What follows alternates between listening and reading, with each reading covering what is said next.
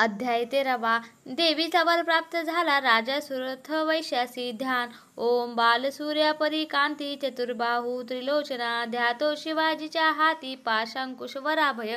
ओम ऋषिरुवाच ऐसे बोलिलो राजा. देवी महात्मा उत्तम प्रभाव ऐसा देवीचा जगधारण ती करी. विद्योत्पत्ती तिचे हाती विष्णू माया भगवती. तिचेसाठी तुम्ही वैश्य मोहित अन्य लोक हे. आता मोहित सर्वत्र पुढे होतील मोहित. तया परमेश्वरीसी जावे शरण राजया.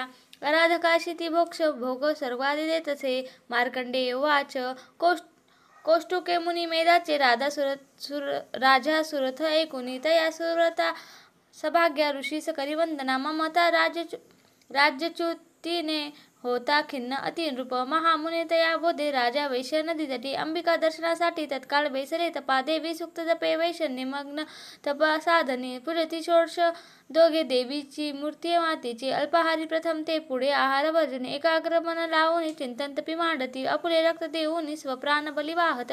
आराधिती नियमाने 3 वर्षे महातपी. प्रसन्न दर्शन देई चंडिका त्याशी बोलली.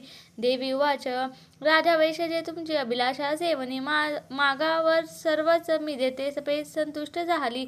मार्कंडेय उवाच दुसऱ्या जन्मी राज्यश्री अखंड नृप मागत. इह जन्मी शत्रुनाश गत राजा मिळो म्हणे. विरक्त वैश्य तो सुज्ञ ममत्व मी पण नसो. निरासक्त करी ऐसे नम्रत्वने ज्ञान मागत. देवी उवाच राजा अल्पदिनी आता राज्य लावेले हे तुझे. शत्रू एक न राहील भोगीशी स्थिर संपदा. तेथे मरता तू होशी विवस्वानास पालक. सावर्णिक म्हणून नामे ख्यात होशील पृथ्वीशी. वैश्ववर्या तुझ्या चित्ती जो वर मज मागणे तो मी तुझ वर देते मोक्षार्थ ज्ञान पावशी. मार्कंडेय उवाच ऐसे वर दिले दोघा अभिलाषित देवीने. भक्तिश्रुत ते करी एकुणी देवी अंबिका. अंतर्धान तिथे झाले सुरत श्रेष्ठ क्षत्रिय. सूर्याचा पुत्र होऊनी सावर्णी म्हणून होईल.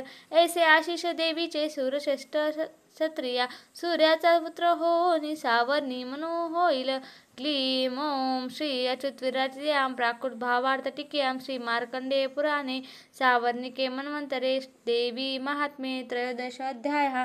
श्री कुलदेवता चरणार्पण.